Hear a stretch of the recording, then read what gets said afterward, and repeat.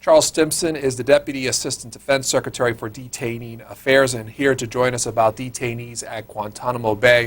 Mr. Stimson, one of the reasons, Stimson, we brought you on is that recently on this program we had an attorney for one of the Kuwaiti detainees at Guantanamo Bay. He made several statements about the facility. I want you to listen to one and respond directly to it. Happy to. The United States is charging people with war crimes, charging people who the United States says are doing things that are not allowed by the laws of war. Again, most of the people in Guantanamo have been called enemy combatants. That simply means that the United States is accusing them of fighting with the Taliban or perhaps with Al-Qaeda against the United States. But to be charged with a war crime, you have to have been charged with doing something that's outside of the law of war. Your response? Last time I checked, murder, kidnapping, taking of hostages by unprivileged belligerents is a war crime. And we saw this in Nuremberg and other war crimes trials that have happened over the years. And that is no different from what we're going to start with when we kick off commissions again this year. So he's wrong. When are the commissions expected to begin? There are a few things that have to happen before that, Pedro. First is we have to submit, the Office of Military Commissions, DOD, has to submit to Congress on the 15th of January the Military Commissions Manual, essentially the implementing rules for the Military Commissions Act. And that will happen next week.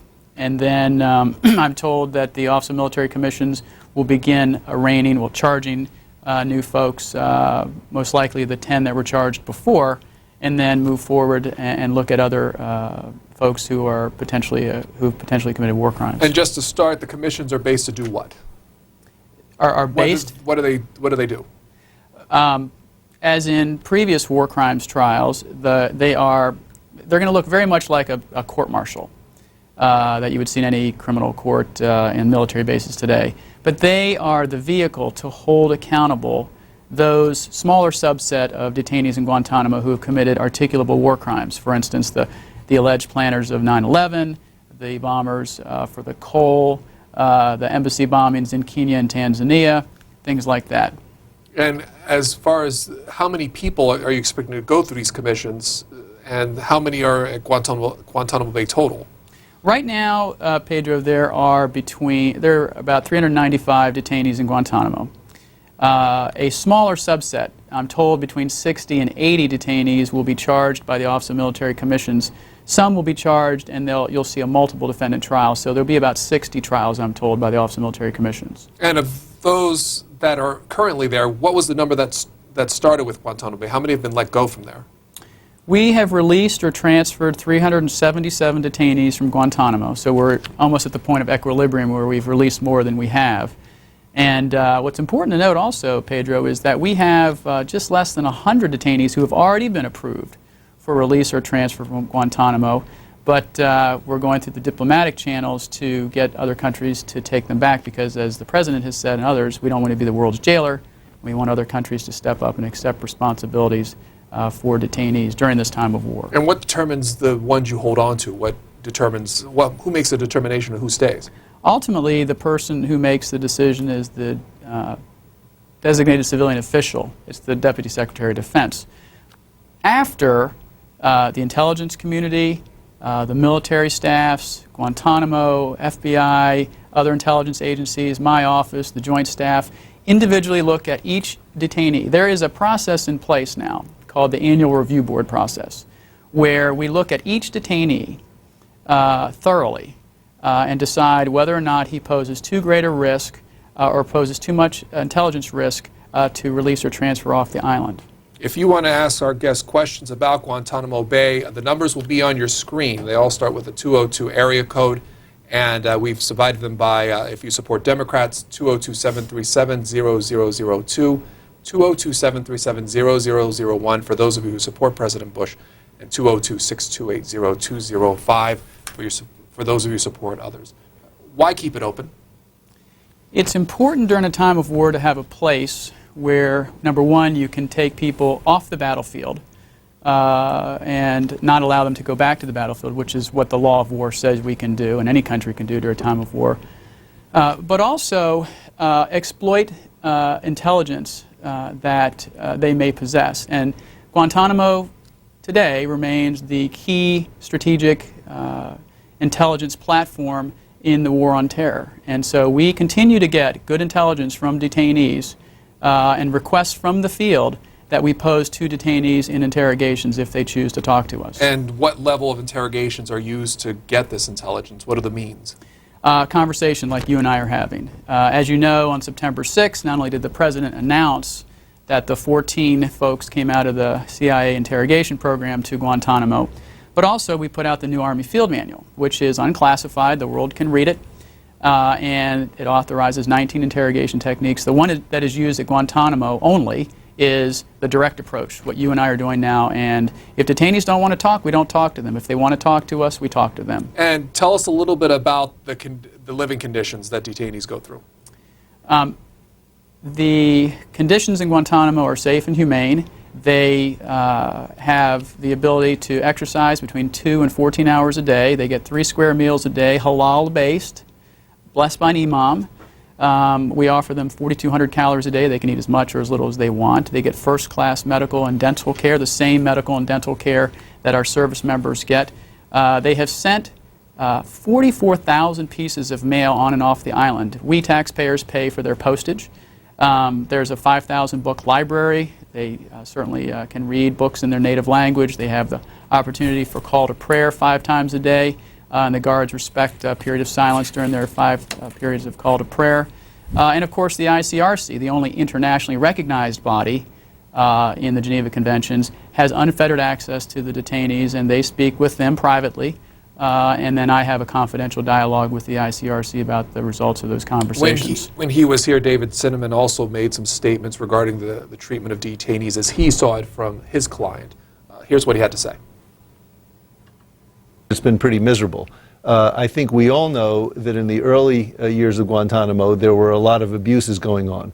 When those abuses and the abuses at Abu Ghraib came to light, fortunately, the outright physical abuse and torture, I think, certainly can't say that it's come to an end, but certainly been minimized.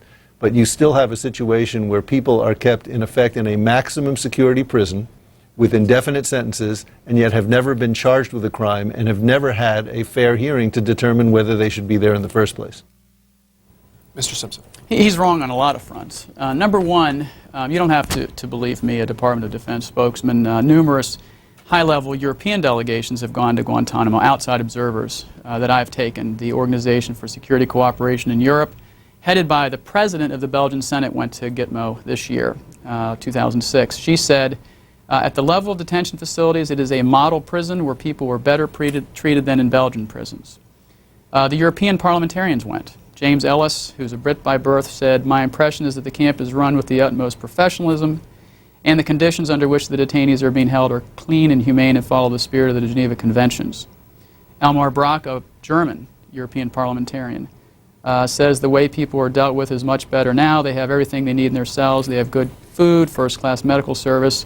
And finally, the UK Foreign Affairs Committee went, and the chairman, a Liberal Democrat, said the facilities are comparable to those at the best prisons in the world. They are actually much better than I had expected. I think there has been a real sea change in the thinking about Gitmo. The one thing the criminal defense attorney said that is a little disturbing to me is he's conflating, I don't know whether it's intentional or unintentional, 2 concepts that are important to understand. Criminal law. If you went out here, Pedro, and committed a crime, you'd be charged in our criminal justice system, and if convicted, you'd be punished and sent to prison. Under the law of armed conflict, under the law of war, we don't have to charge anybody. No country has to charge anybody once they pick them up on the battlefield. We simply take them, not for punishment, but to remove them from the battlefield so they can't re-engage in the fight. Actually, 22 or more of the detainees we've transferred from Guantanamo have re-engaged in the fight. So the last thing I would say about his misstatements are this. He says that there are no processes in place. That's just a bold-faced lie, and I'm disappointed in his comment. After several Supreme Court cases, we set up what's called the Combatant Status Review Tribunals, very much akin to what an Article 5 tribunal would look like in the Geneva Conventions, but better because it offers the detainees more rights to present their case. That was a one-time process back in 2004, and out of that 558 people we put through that process, 38 were released. Then, although we don't have to do it, every year we conduct these annual review boards, and last year alone, Pedro, we sent 114 detainees back. And so now we're under 400 detainees. There are less than 100, near 100 other detainees who have already been approved for transfer.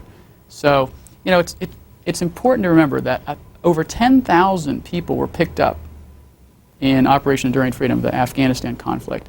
Of those, processes were put in place to figure out who would qualify most for going to Guantanamo. Less than 700 went, and now there's less than 400. Our first call for you comes from Mackville, North Dakota. Hello. I'm really disappointed in our country. I cannot believe this stuff. We give these people better care than a lot of our military men get. We don't chop their heads off like they do to us. There are places in the United States of America that don't even have a library in their town. We feed them. We have children in our country going to bed starved. And guess what? Who cares? Where's the ACLU there? We really take care of these people. And I am just really appalled. I have military children, and I'm proud that they serve their country. I've taught them God and country, and they want to keep us safe. And I am so disappointed in the American people that don't get it. I feel really bad for Cindy Sheehan, or whatever her name is, because she lost her son, but she's not doing him any justice. We don't do anything about these. We don't really look at what Saddam really did. We don't look at these. Why don't we show these people being beheaded? I mean, that's torture. Okay, caller, thanks. The caller has it right on many aspects. This country is the beacon of liberty and hope throughout the world. It really is. And regardless of what administration's in power, we remain that.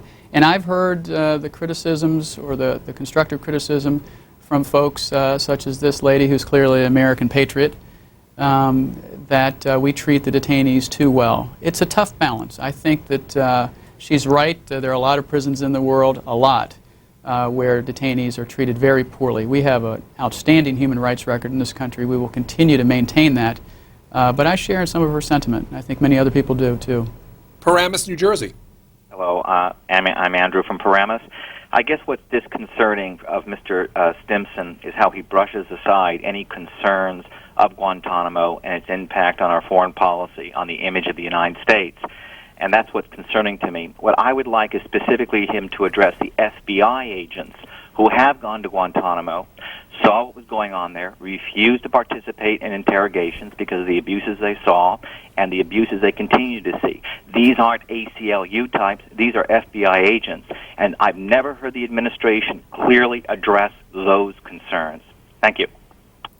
The administration has addressed those concerns. In fact, you can go to the DoD website and read the Schmidt-Furlow report. There are no abuses going on in Guantanamo now. In the beginning of Guantanamo, we've been very candid with the public. There were incidents, minor, where people mistreated detainees. Those incidents were investigated. People were held accountable. The FBI agents are not seeing abuses at Guantanamo now. The Washington Post article last week was somewhat disingenuous, in my opinion. In 2002 and 2003, a FBI agent witnessed interrogation techniques that he was unfamiliar with as a law enforcement officer. He emailed headquarters didn't respond.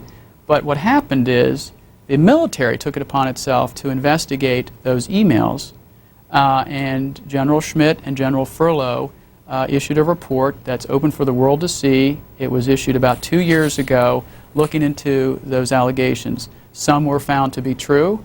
Most were not found to be true, but you can read it for yourself. Are there maximum security facilities at Camp Guantanamo Bay? There are. Admiral Harris, who's the Joint Task Force commander, says while there may be such things as a medium security prisoner, there's no such thing as a medium security terrorist. The newest two camps that were built, Camp 5 and Camp 6, are based on prisons in Indiana and Michigan, and the facilities are very modern, and I would encourage C-SPAN to go. You know, Pedro, over 2,000 media across the globe have been to Guantanamo. There's media on the island today, 400 different media outlets. Old Europe, New Europe, Middle East, Far East, all the domestic media, they've been there. It's clearly the most transparent detention facility in the world. We're also looking at some video that one of our producers shot up camp, or the fourth facility, I guess. What's this, give a little descriptor of this facility. That is actually one of the older facilities, Pedro. That is either Camp 1, 2, or 3. Those were stood up in 2002, and only one of those camps is being used now. And that, I can't tell whether it's 1, 2, or 3 because they all look the same. This was taken in last year, Gibson Beach, Florida. Hey, Mr. Stimson, how you doing today? Great. Hey, I'm so sorry you have to be put in this position, you as well as the President of the United States of America. The things that we do for these different countries when they try to attack our country, we treat it with such respect, and we have like the lady from North Dakota said earlier, we treat these people better than we treat the bombs on our streets, and a lot of our other prisons, and yet still they got you.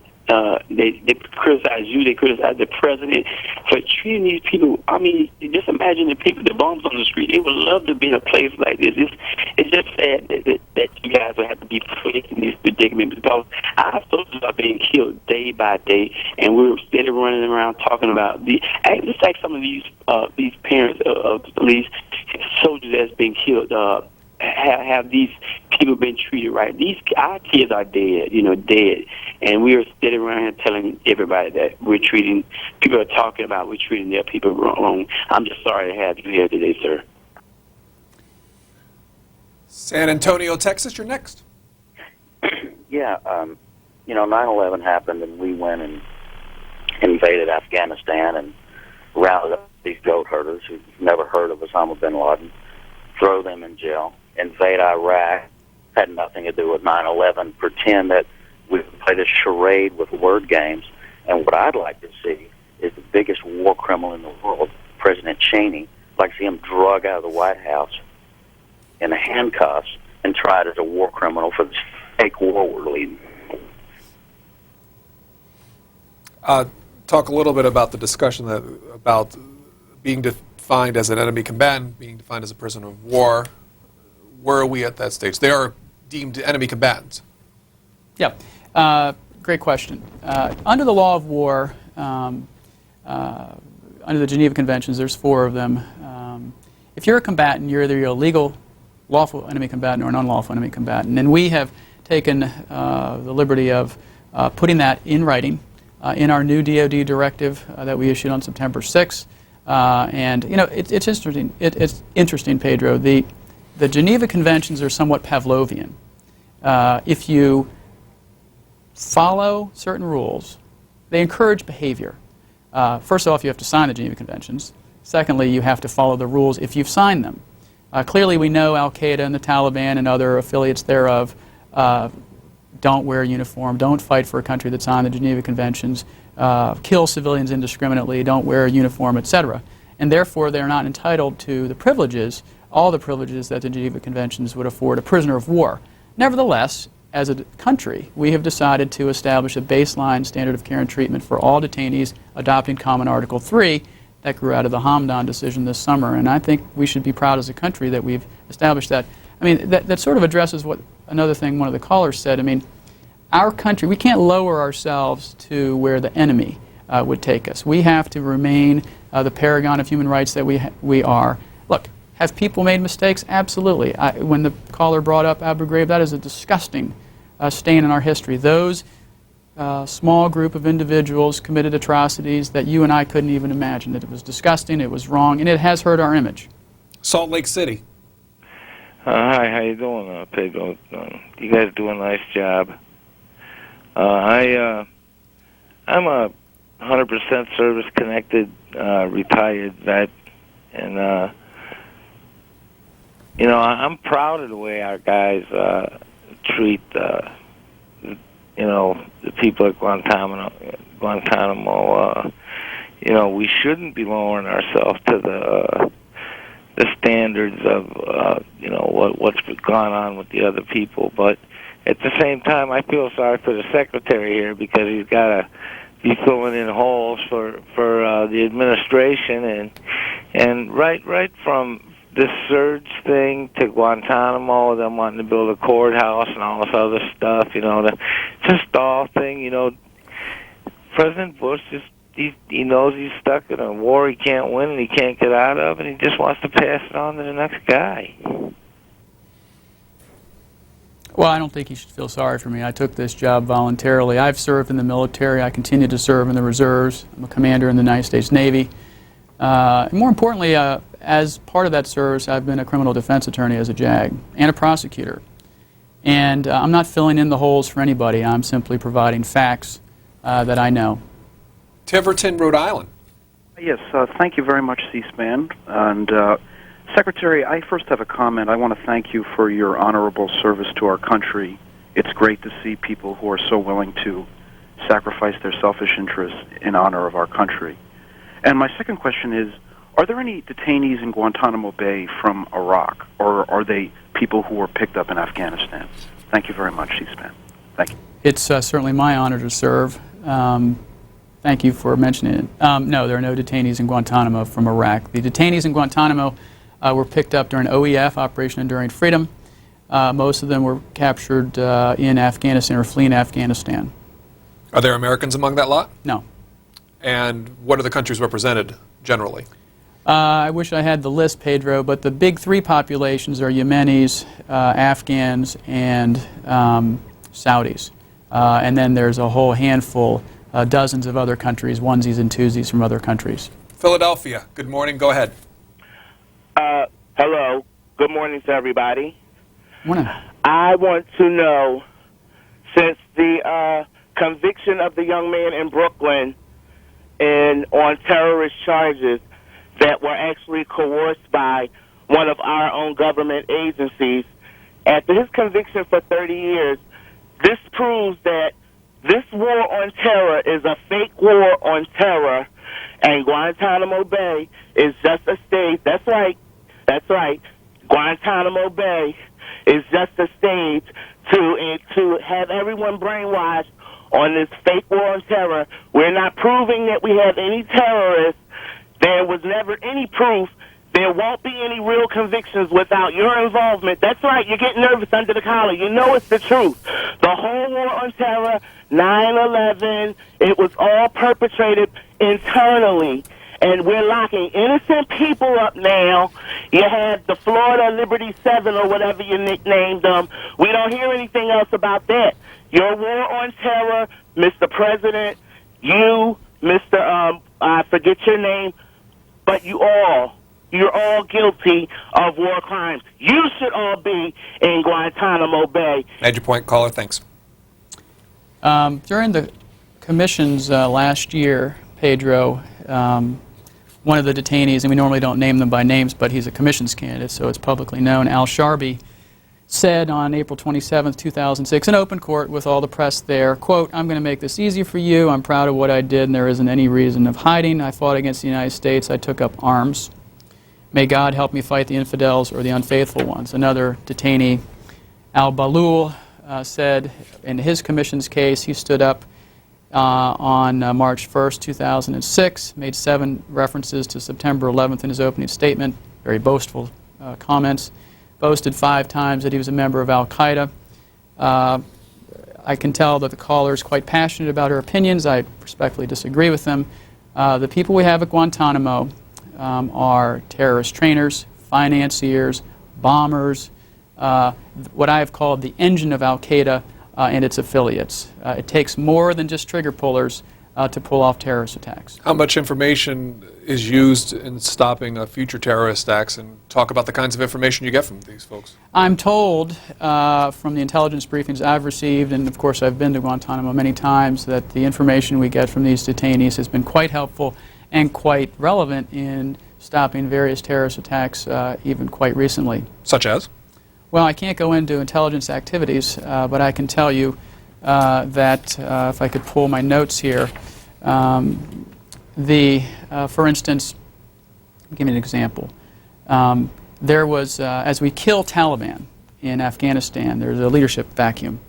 And there was a new person who rose to a certain leadership position in the Taliban, but no one had seen a picture of him and no one knew what he looked like. But detainees in Guantanamo knew who this person was because we knew the name, and we asked them through interrogations what he looked like. And the FBI brought down a sketch artist who did a composite sketch of this person. We sent that out to the field, and that's been very helpful in eliminating that threat. David Stimson is joining us, and he'll be with us until 10 o'clock, Yuma, Arizona. Good morning, gentlemen. How you doing? I just had a question about the detainees being held. You said that you can hold them forever. What type of plans do we have to? Do we plan to keep them forever, or at what point can we determine some sort of punishment, release them, or whatever the case may be? And thank you for your service. Appreciate it. It's a great question because it shows a mixture of concepts that need to be parsed apart. Again, under the law of war, under the law of armed conflict, we don't take people off the battlefield to punish them. Indeed, quite the opposite. We take them off the battlefield simply to prevent them from going back to the fight. Any country, our country, Canada, you name it, is entitled to hold its enemy throughout the duration of the conflict. You know, Al-Qaeda started this war.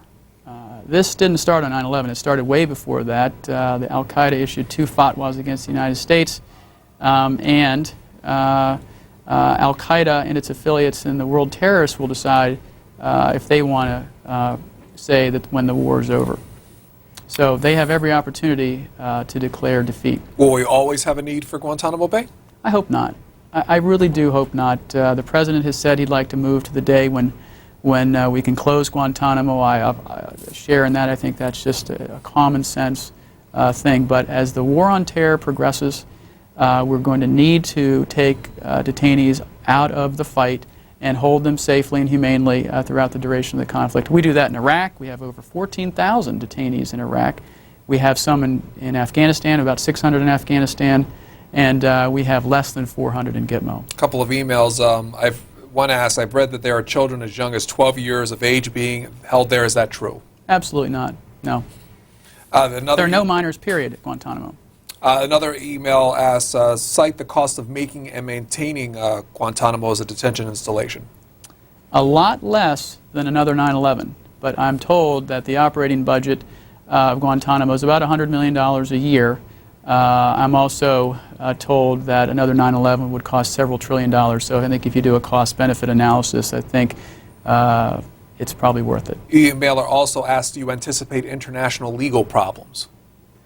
I'm not sure what they're referring to. We're in compliance with the Geneva Conventions.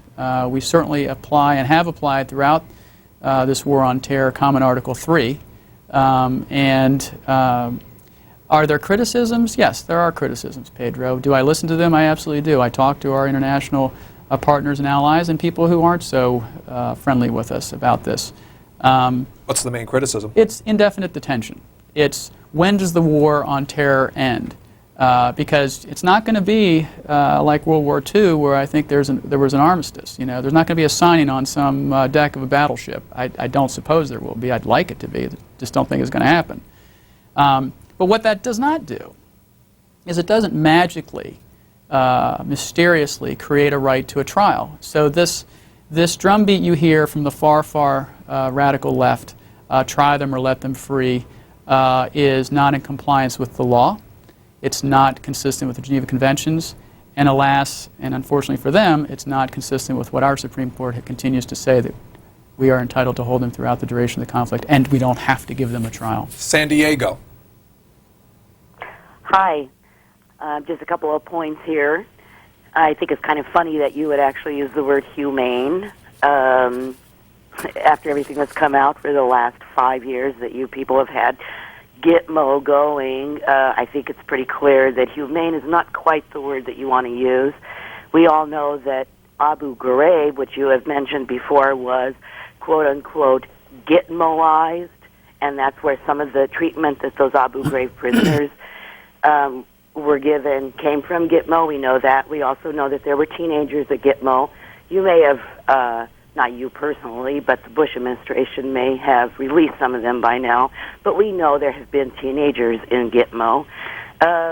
Let's see, if they were so bad, let's see, Rumsfeld said they're the worst of the worst.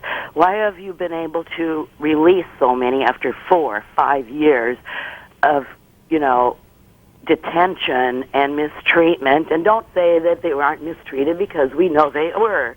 Why is it that the Bush administration didn't do anything about this until after the Hamden decision, and then you turn around and say that the Hamden decision was in your favor?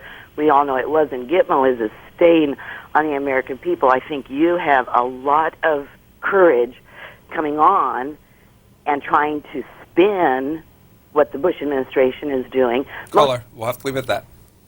Well, I respectfully disagree with the caller. We take our international obligations seriously, Pedro.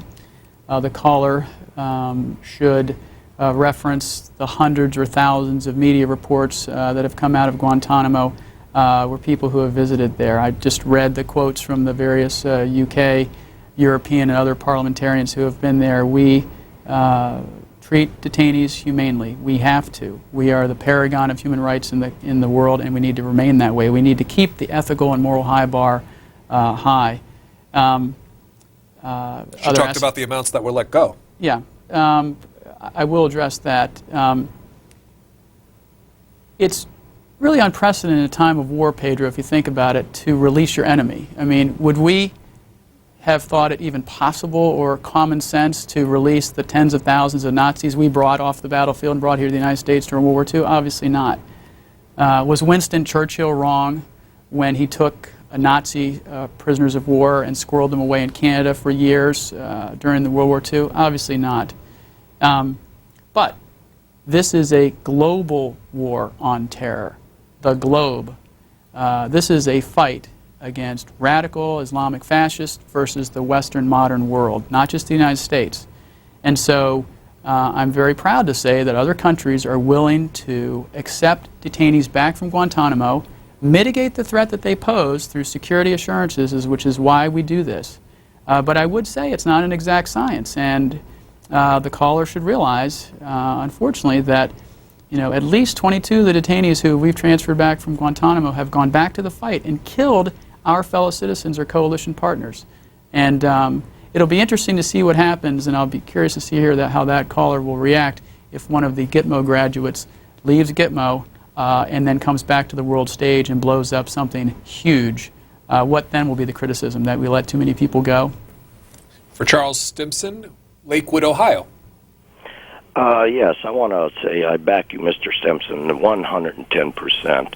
I don't know where so many liberal, ignorant callers call in about we're torturing them and this and that. Have they forgot what they have done to some of our soldiers over in Iraq, them terrorists?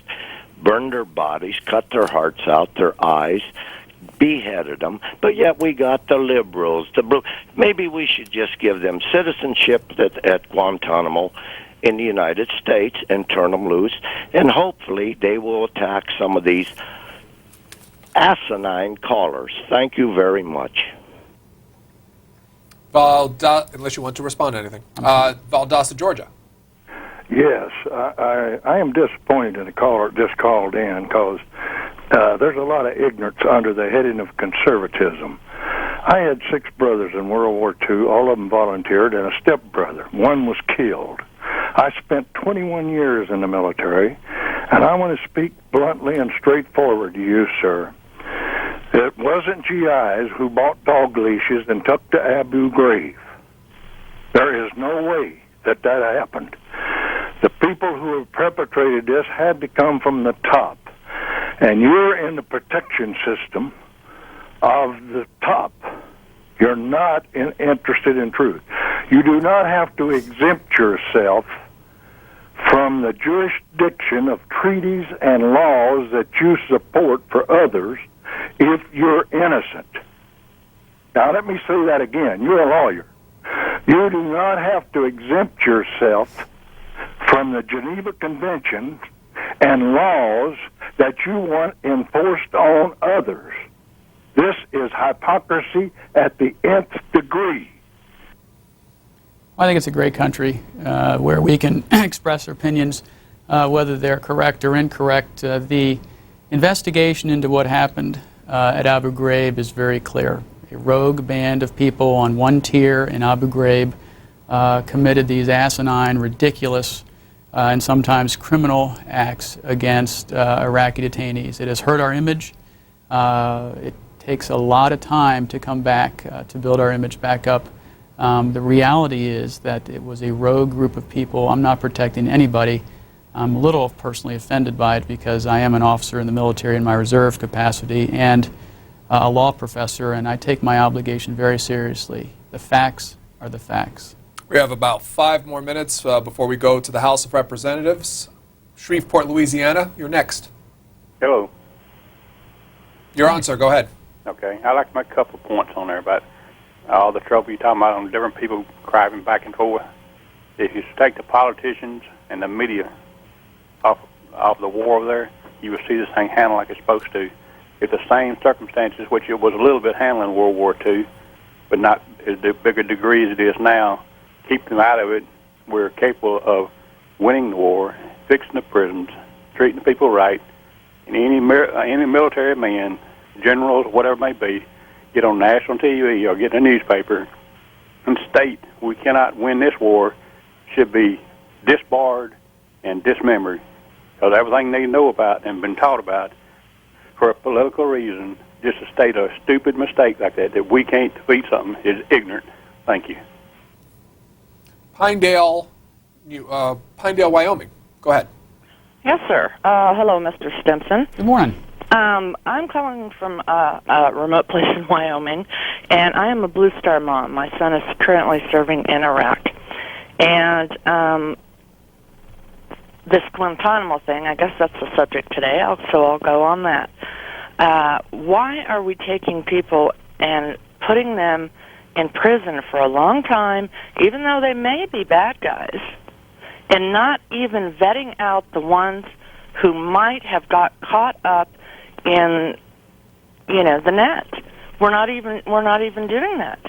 And the other thing is, I know President Bush is talking about Iraq tonight, and I would like to send a message out to him if he watches C-SPAN. We need to get the hell out. Thank you. There is a vetting process, which I've explained before, but let me go over it again. There were processes in place, ma'am, in Afghanistan before these detainees were brought to Guantanamo, only the certain high value or high intelligence. But by its very nature, we know now that intelligence is not perfect. And so there was a process in place when they got to Guantanamo called the Combatant Status Review Tribunals. You can go to our website and read about all the due process that the detainees received for that. And then every year, although we're not required, we conduct an annual review board process. And that has resulted, ma'am, facts are hard to get past, in the release or transfer of 377 detainees from Guantanamo. 114 last year. We're on pace to release or transfer close to 100 this year. I'm not going to make promises because these diplomatic negotiations are very difficult. So I take issue with your characterization. I'm very happy to hear that you're, I think you said, a blue something mother, mother of a person serving our country. I too was recalled after 9/11 and I served my time. But we do have review processes in place. Keedysville, Maryland. Go ahead. It's appalling, but of course it's pretty much par for the course that they'd trot someone like you out here to defend all of this. You clearly have no capability of independent or original thought. Everything that you believe and everything that comes out of your mouth was spoon-fed to you before you were in high school, so we're not going to get a straight answer from you. But what I'd like to know is, the company line is that Iraq is a central front in the bogus war on terror. So could you maybe explain to us how it is that there aren't any Iraqis in Guantanamo? I guess there's no terrorists over there, or what? I'll answer the intelligent part of his comment, and that is the detainees in Guantanamo were picked up in OEF, Operation Enduring Freedom. Iraq, to refresh your recollection, to begin with, is the Geneva Convention's conflict. The security internees, or the enemy combatants who were picked up in Iraq, remain in Iraq in the detention facilities we have there. We haven't made the policy choice to take any Iraqis from a sovereign country out of Iraq and bring them to Guantanamo. Does a Democratic Congress affect, in your mind, the future of Guantanamo Bay? Hard question to answer. I don't know. Over the years, we've taken about a third of the Senate to Guantanamo and their staffers, both parties. I think 175 or 80 congressmen and their staffers, regardless of party. Obviously, all of the new Congress who were just elected in their welcome aboard packages had a form to fill out if they want to go to Guantanamo. I suspect many will take the opportunity to do that, and I encourage them to do that. We have provided hundreds of briefings, hearings, etc. on Guantanamo. Information flow goes back and forth, and I am encouraged by that, and I look forward to more of those contacts with the Hill. Is there a place that the Department of Defense maintains on the internet that people can learn about Guantanamo Bay? Sure. DefenseLink.mil, www.defenselink.mil, and you can go on the Detainee Affairs tab and read all about all the things I've just been talking about. Charles Stimson, thanks for your time. Thanks, Pedro. Tomorrow on this program, we will have reaction